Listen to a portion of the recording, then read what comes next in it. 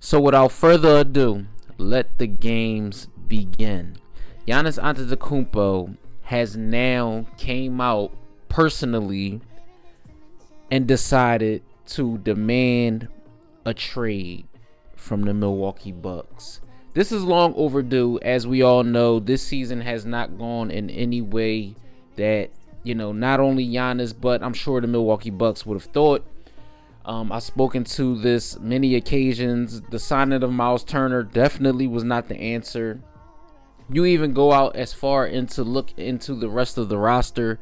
The team just isn't good. I don't think they're constructed well enough, even with Giannis playing at an MVP level, which he always does, even though he is currently injured. We know Giannis on an actual contender. We know him on an actual contender can make waves in the NBA. And now the door is open for many teams, I'm sure, to say what would they be willing to give up to get a player like Giannis. Now, of course, we know there are only a short list of teams that Giannis did elect to want to go to. And two of those teams, one is very surprising, but the team that we all been hearing about rumblings for a while now is none other than the New York Knicks. Now, with the New York Knicks, they're going to have to give up Karl-Anthony Towns, just for starters, right? Then the list goes on from there. But when I look at a team like Toronto, that's very interesting because they've already came out and spoke to the effect of Brandon Ingram and Scotty Barnes are both untouchable.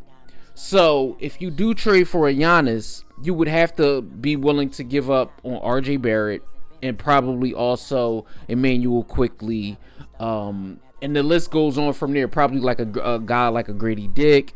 So when you look at the totality of a player like Giannis demanding a trade, it's again, like I said, it's overdue, but Giannis has given his all to this franchise. Brought him a championship, finals MVP, multiple time MVP. So Giannis being a Hall of Famer already definitely boasts his resume well for what he did for the city of Milwaukee. I just believe the franchise as a whole has failed him at this current place in his career. And we've seen this with a lot of superstars, right? I'll go back as far as to say like a guy like Kobe Bryant.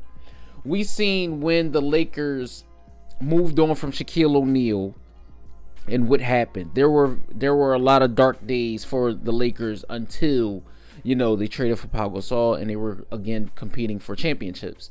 See, in today's NBA,